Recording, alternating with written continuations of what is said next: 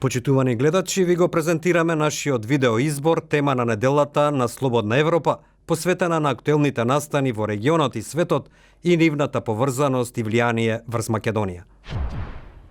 На Балканот корупцијата, криминалот, лошите економски резултати и сиромаштијата, властите најлесно ја покриваат со разгорување на националистичките и меѓуетничките страсти, со барање странски непријатели, едноставно со континуирано држење на народот во страф од воен конфликт.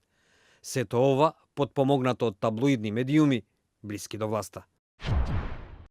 Медиумите на Балканот, особено таблоидните и блиски до властите, во последно време се преполни со бомбастични наслови и текстови за закани, тајни планови, можни нови војни. Најнапред по повод вербалната војна меѓу Белград и Загреб, кога се пронаоѓаа шпиони, се спомнуваа усташи и четници, а деновиве и во врска со ситуацијата по повод референдумот во Република Српска. Зборувањето за воени опасности, непријатели, закани од соседството е со цел да се шири страф и да се зацрстуваат позициите на така наречените патриотски сили, всушност десничарски и националистички, преку кои се обезбедува останувањето на власт, оценуваат аналитичарите. Но тензиите секојдневно се зголемуваат, а некои политичари постојано долеваат масло на огнот. Референдумот во Република Српска ги разгоре страстите не само во Босна и Херцеговина, туку и во Србија и во Хрватска. Па така една изјава на поранешниот командант на армијата на БиХ, Сефер Халиловиќ, кој сега е пензионер, дека нема да дозволат отцепување на пола држава и дека со Милорад Додик ќе завршат за кратко време, најде на остри реакции во Белград. Шефот на српската дипломатија Ивица Дачиć оцени дека овие закани треба да се третираат сериозно и оти постои намера со војна да биде уништена Република Српска. Од друга страна, српскиот премиер Александар Вучиć смета дека најважно било што референдумот поминал мирно и оти треба да се смират тензиите во регионот. Низ збор дека референдумот во Република Српска беше нелегитимен и дека беше осуден и од Соединетите држави и од Европската унија, па и од соседна Хрватска. Новинарката Гордана Суша смета дека не е се така наивно. Ја нисам сигурна шта се иза тога крие. Jer ja spadam u onu generaciju koja je teško doživela minuli rat.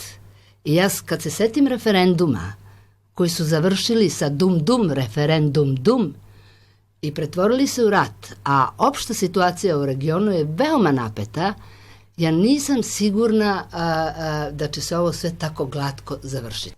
Членот на председателството на БиХ Бакир Изетбеговиќ изјави дека ќе се брани уставното уредување на земјата. Viđali smo to u zadnjih par decenija od strane nekih srpskih, srbijanskih vođa i vidjeli smo kako se to završava. Nije ovo prvi iracionalni inat. Ti ljudi vuku konopac dok ne pukne. Но кому му одговара ново разгорување на страстите на Балканот? Социологот Весна Пешиć смета дека Русија сака да ги зацврсти своите позиции на Балканот. Не може во Хрватска и во Словенија, но може во нестабилни држави какви што се Македонија или Србија, па и во Република Српска. Значи да ја подкопува Европската унија и да покаже дека некаде има влијание, па на тој начин преговара со Западот, смета Пешиć. Обичните луѓе не сакаат веќе конфликти и војни и не веруваат дека до такво нешто ќе дојде повторно на Балканот. Mislimo da je smiješno pomišljati na to kako će sad neko jurišati na nekog s ove strane na onu stranu ili s one strane na ovu stranu. I mislim da danas to neće niko htjeti uzeti pušku.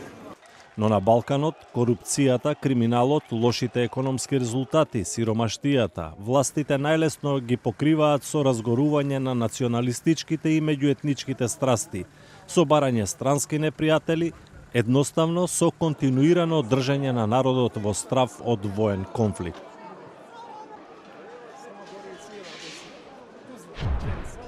Тоа беше прилогот од студиото во Прага. Нашиот неделен видеоизбор го продолжуваме со информација и реакција на истата тема од Скопје. Македонија не отстапува од вкупната балканска слика. Се прогласуваат домашни предавници, се бараат странски виновници за домашните проблеми, се заострува меѓуетничката реторика. На тој начин се избегнуваат дебатите за клучните проблеми во општеството, а со наближувањето на изборите, ваквиот стил станува се поочигледен. странски служби и платеници, загроза национален идентитет, закани од соседство. Федерализација, протести за и против верски символи и споменобележја. Јавни закани и повици за линч за предавниците кои сакаат да ја разнебитат Македонија. Иако ова се зачини со политичката криза на која не и се гледа крајот, се добива совршен рецепт за нестабилна држава во која национализмот е главното јадење за сиромашниот народ, а добар приход за политичарите. Македонија не е исклучок од балканските трендови на ширење на сепаратистички идеи и создавање на националистички и меѓуетнички тензии, вели Џабир Дерала од невладината Цивил. Речи си сите изборни циклуси во изминативе десетина, ако не и повеќе години, има етнички предзнак. Потенцијал за загрозување на меѓуетничките односи на сметка на ширење национализам во земјава секогаш има, вели Дерала.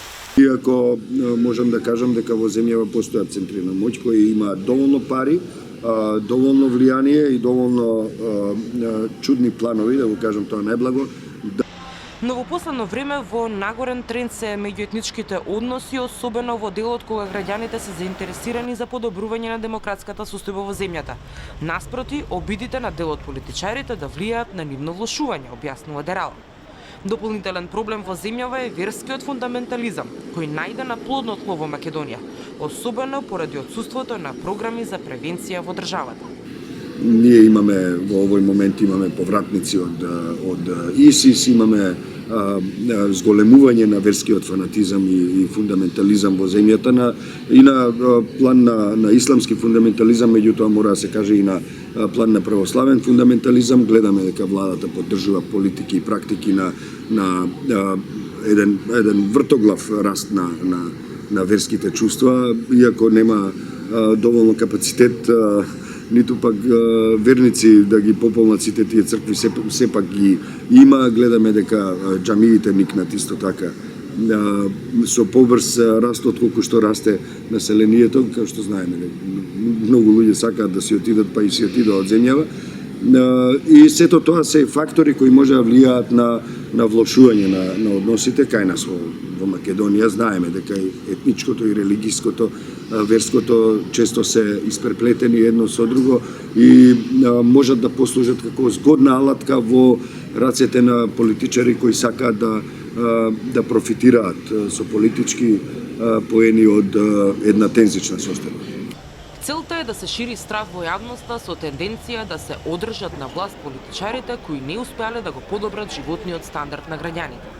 Нивниот успех е секогаш поголем во нестабилни земји, каде што политичарите се занимаваат со криминал и корупција, а не со решавање на реалните проблеми на општеството. Ја следевте видеотемата на неделата на Слободна Европа. Следете не повторно секој петок на нашата интернет страница slobodnaevropa.mk.